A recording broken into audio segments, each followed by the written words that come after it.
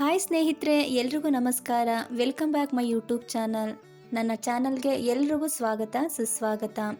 ನನ್ನ ಯೂಟ್ಯೂಬ್ ಚಾನಲ್ನ ಎಲ್ಲರೂ ಸಬ್ಸ್ಕ್ರೈಬ್ ಮಾಡಿ, ಶೇರ್ ಮಾಡಿ, ಲೈಕ್ ಮಾಡಿ, ಕಮೆಂಟ್ ಮಾಡಿ, ಸಪೋರ್ಟ್ ಮಾಡಿ. ಅಂದಾಗೆ ಇವತ್ತೆಲ್ಲಿ ಹೋಗ್ತಾ ಇದ್ದೀವಿ ಅಂತ ನೋಡ್ತಾ ಇದ್ದೀರಾ? ಹೌದು, ಇವತ್ತು ಬಂದು ನಮ್ಮ ಚಿಕ್ಕಮಂಗ್ಳೂರಲ್ಲೇ ಇರುವಂತಹ ಚಾರ್ಮುಡಿ ಘಾಟನ್ನು ನೋಡ್ಕೊಂಬರೋಣ ಅಂತ ಹೋಗ್ತಾ ಇದ್ದೀವಿ, ನಾನು ನನ್ನೆಲ್ಲ ಫ್ರೆಂಡ್ಸ್ಗಳು.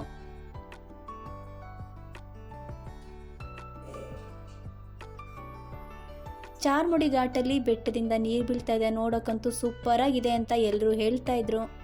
ಅದನ್ನು ಕೇಳಿದ ಮೇಲೆ ನಮಗಂತೂ ಮನಸ್ಸು ತಡೆದಿಲ್ಲ, ಇಮ್ಮಿಡಿಯೇಟ್ಲಿ ಹೊರಟ್ವಿ.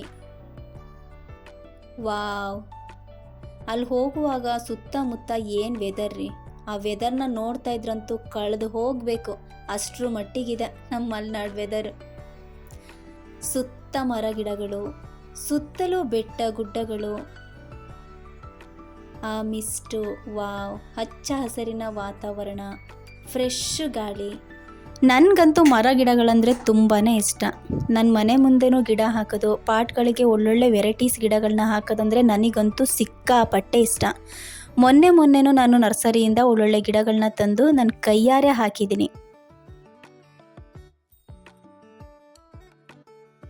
ವಾವ್, ಅಲ್ಲಿ ನೋಡಿ ಎಷ್ಟು ಚೆನ್ನಾಗಿದೆ ಮರ ಗಿಡಗಳು. ವಾವ್, ಆ ಬೆಟ್ಟ ಗುಡ್ಡಗಳು. ಇದನ್ನು ನೋಡ್ತಾ ಇದ್ರಂತೂ ನನಗೊಂದು ಹಾಡು ನೆನಪಾಯಿತು. ಅಂಬರ ಅಂಬರದಾಚಿ ಉಂಗುರ ಉಂಗುರ ಚೆಲ್ಲೋ ಹಿಮಗಳ ಪಯಣ, ಹತ್ತಿರ ಹತ್ತಿರವಿತ್ತು ಎತ್ತರ ಎತ್ತರ ಕಾಣೋ ಬೆರಗಿನ ಕವನ, ಇದು ಪರ್ವತ ಹಿಮಾಲಯವೋ.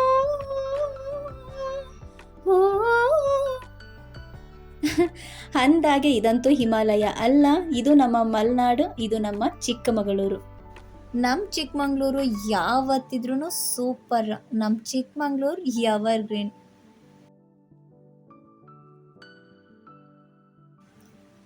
ಸುತ್ತಮುತ್ತಲೂ ಬೆಟ್ಟ ಗುಡ್ಡಗಳಾದರೆ ಮಧ್ಯ ಇರೋದೇ ನಮ್ಮ ಚಿಕ್ಕಮಗಳೂರು. ಯಾವ ಕಡೆ ತಿರುಗಿ ನೋಡಿದ್ರೂ ನಮ್ಮ ಚಿಕ್ಕಮಗಳೂರು ಸುತ್ತಮುತ್ತನೂ ಬೆಟ್ಟ ಗುಡ್ಡಗಳೇ ಕಾಣಿಸುತ್ತವೆ.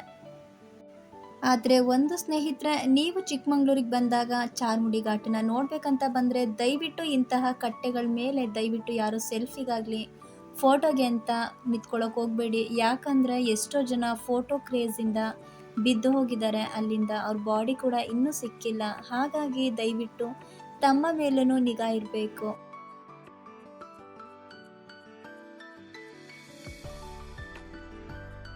ನಾವು ನೋಡಬೇಕು ಅಂತ ಇದ್ದಂಥ ಪ್ಲೇಸ್ ಬಂತು. ಆ ಪ್ಲೇಸ್ ಯಾವುದು, ಹೇಗಿದೆ ನಿಮಗೂ ತೋರಿಸ್ತೀನಿ, ನೋಡಿ ಖುಷಿಪಡಿ. ಅಂದಾಗೆ ನಮ್ಮ ಚಿಕ್ಕಮಂಗ್ಳೂರು ಪ್ಲೇಸನ್ನು ನೋಡೋಕೆ ಬರೋದನ್ನು ಮಾತ್ರ ಮಿಸ್ ಮಾಡಬೇಡಿ. ಯಾಕಂದರೆ ಅಂತಂಥ ಪ್ಲೇಸ್ಗಳಿದೆ ನಮ್ಮ ಚಿಕ್ಕಮಂಗ್ಳೂರಲ್ಲಿ, ನೋಡ್ತಾ ಇದ್ರೆ ಕಳೆದೋಗ್ಬಿಡ್ತೀರಾ. ವಾವ್, ನೋಡಿ ಎಷ್ಟು ಸೂಪರಾಗಿ ಹರಿತಾ ಇದೆ ನೀರು, ಎಷ್ಟು ರಭಸವಾಗಿ ಬೀಳ್ತಾ ಇದೆ.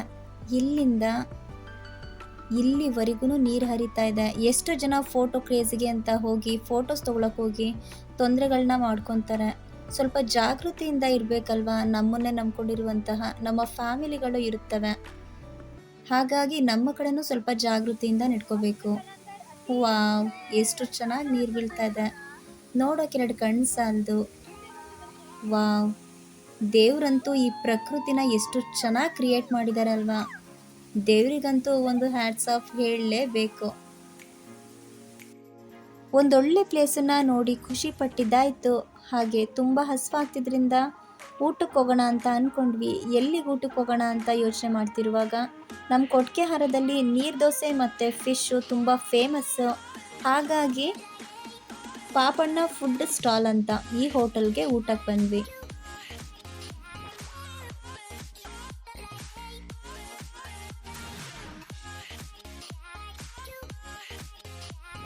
ಇಲ್ಲಿ ನೀರು ದೋಸೆ ಮತ್ತು ಫಿಶ್ಶೇ ಫೇಮಸ್ ಇದ್ದಿದ್ದರಿಂದ ನೀರು ದೋಸೆ ಮತ್ತು ಫಿಶನ್ನು ಆರ್ಡರ್ ಮಾಡಿದ್ವಿ. ಎಲ್ಲರೂ ಲಿಮಿಟಾಗೇ ತಿಂದ್ವಿ. ಯಾಕೆ ಅಂದರೆ ನೆಕ್ಸ್ಟು ಏನೇನು ಐಟಮ್ಸ್ ಇದೆ ಎಲ್ಲದನ್ನು ಟೇಸ್ಟ್ ಮಾಡೋಣ ಅಂದ್ಕೊಂಡ್ವಿ. ಹಾಗಾಗಿ ಊಟ ಆಗಿದ್ದರಿಂದ ಚೆನ್ನಾಗಿ ಜೀರ್ಣ ಆಗಲಿ, ಚೆನ್ನಾಗಿ ಡೈಜೆಷನ್ ಆಗಲಿ ಅಂತ ಒಳ್ಳೆ ನಿಂಬು ಶರ್ಬತ್ನ ಕುಡಿಯೋಣ ಅಂತ ನೋಡಿದ್ವಿ.